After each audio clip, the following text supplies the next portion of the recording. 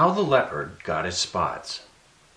Long, long ago, Leopard lived on a hot, bare, sandy yellow plain in Africa.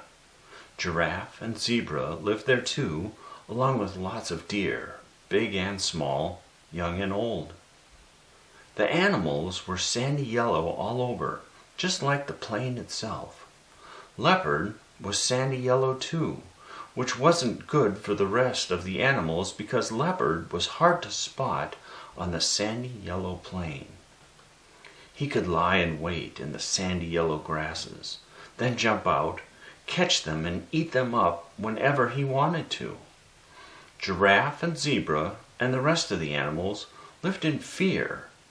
Leopard, however, was very happy and never hungry. After a while, Giraffe and Zebra and the others had had enough.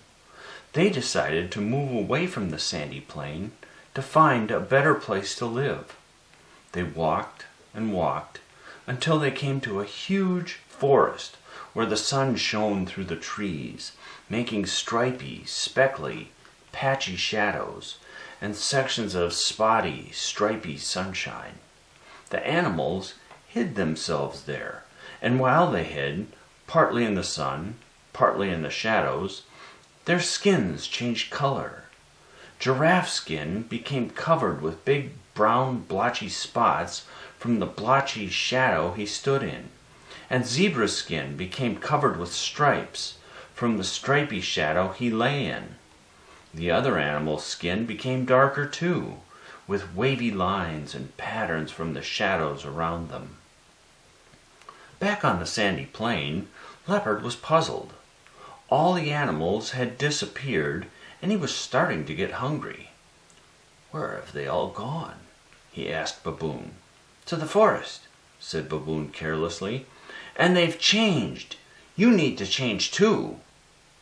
Leopard started to ask Baboon what she meant by change, but baby Baboon needed feeding, so she was too busy to explain.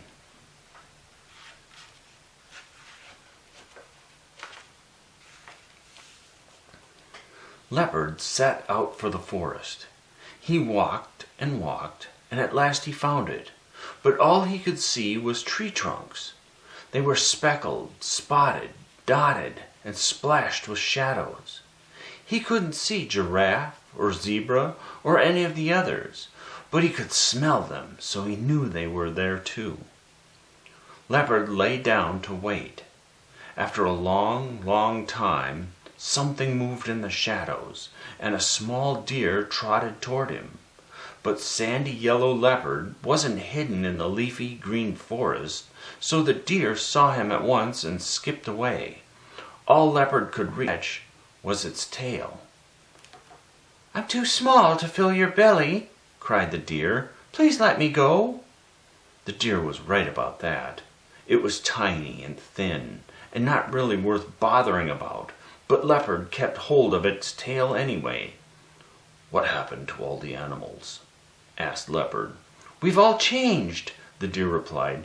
"Now skins are speckly, spotty, dotty, and splashy, just like the shadows in the forest. You only caught me because I'm young. I should have been more careful." Leopard let the little deer go and sat down to think. "So that's why I can't see Giraffe and Zebra and the rest of them in the forest," he thought. "They've changed their skins to match the shadowy trees. If I'm going to catch them, do I need to change too? And how in the world can I do that?"